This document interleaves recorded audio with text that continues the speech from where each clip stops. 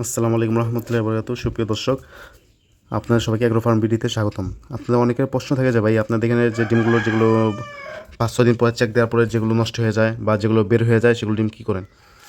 ভাই আজকে আমরা চেক আপ করছি 5 দিনকার ডিম বের করার পরে।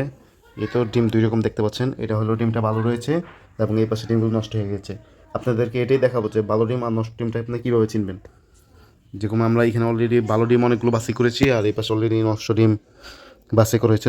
নষ্ট বলতে এগুলো সবগুলো নষ্ট হয়নি, কিন্তু তারপর রক্ত কিছুর মধ্যে জমাট বেঁধে ছেড়ে দিয়েছে।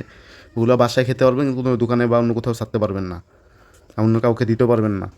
আমরা দেখাবো। প্রথমে একটি লাইটের মধ্যে ফ্ল্যাশ লাইটটি অন করে আমরা নিচে রাখছি। এর মধ্যে আমরা মোবাইলের ফ্ল্যাশ লাইটে বরাবর একটি ডিম ধরবো। ডিম ধরার পরে দেখতে পাচ্ছেন এই ডিমটি সম্পূর্ণ গোলা।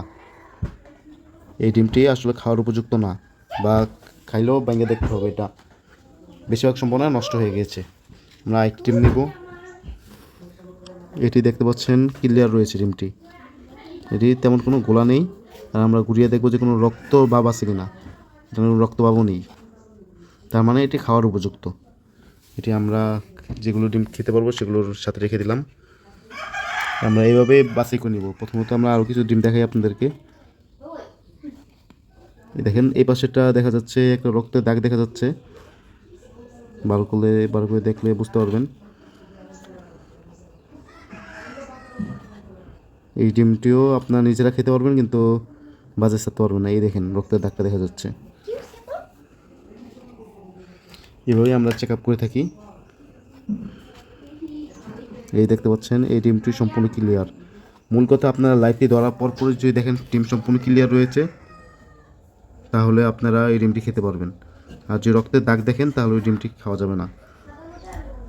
দেখেন ডিমটি সম্পূর্ণ ক্লিয়ার রয়েছে, কিন্তু যাতে রক্তের দাগটা দেখা যাচ্ছে, তার মানে এই ডিমটি আপনি কোথাও দিতে পারবেন না। এভাবে আমরা বাছাই করে থাকি। তার কারণে দেখতে পাচ্ছেন অলরেডি আমরা 30টা, এই পাশে আরও এখান থেকে কিছু বের হবে। এগুলো খাওয়ার উপযুক্ত বা দোকানে ছাড়ার মতো উপযুক্ত।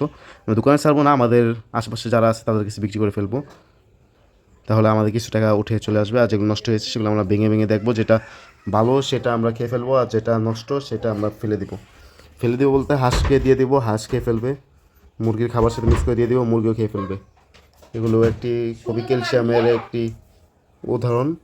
এখান থেকে আপনার ক্যালসিয়ামের একটি উপকরণ পেয়ে যাবেন। এগুলো খাওয়ালে মুরগির জন্য অনেক উপকার। আজকের মতো এতটুকুই। পরবর্তী ভিডিওটি দেখার জন্য আমাদের চ্যানেল সাবস্ক্রাইব করে অবশ্যই আমাদের পাশে থাকবেন। আসসালামু আলাইকুম রহমতুল্লাহি ওয়া বারাকাতুহু।